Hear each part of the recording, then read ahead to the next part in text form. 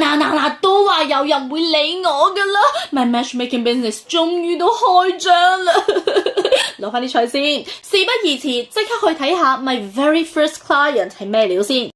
So a 45-year-old lady, occupation 係 retail industry。咁如無意外都應該係 shopping assistant 或者自己開咗間 small shop 咁噶啦。Hometown 係潮州，哇，隔幾欄喎。Current resident 係澳門。港澳的朋友留意一下哦，說不定緣分就在你身邊哦。嚟睇睇佢嘅閃光點，性格溫柔，中意烹飪，中意旅遊。真係㗎？點解嘅？你好叻啊！我裝不下去了，不好意思。缺點係冇脾氣。Really? I mean, seriously?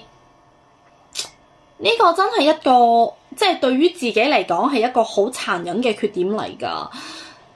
一話唔小心可能會變成嗰種討好型人格㗎，而且仲多愁善感添啊！一定是個非常內耗的寶寶。I got you。如果真係可以通過我呢個 channel 揾到一個關心你、呵護你嘅 partner 嘅話，記得翻嚟包包封帶你試過我啊。OK，嚟睇睇佢嘅自我介紹先。I am a traditional Chinese woman. I believe in love, family, and building a harmonious life together. 我有愛心，又 loyal 又 gentle， 性格平和，仲有強烈嘅責任心。聽落真係好適合做嗰種傳統嘅家庭主婦啊！即係你出去賺錢，我喺屋企打理家庭嘅嗰一種，真係 traditional Chinese woman。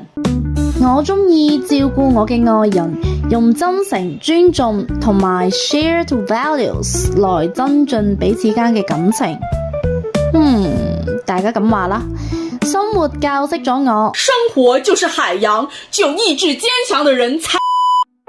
我中意食好嘢、傾好嘢，同埋有個 special someone 可以同你一齊 share 呢種快樂。In a nutshell，我嘅當事人應該係一個性格溫和而且包容嘅人，可能會有少少討好型人格，但係佢人品方面咧應該冇咩大問題嘅。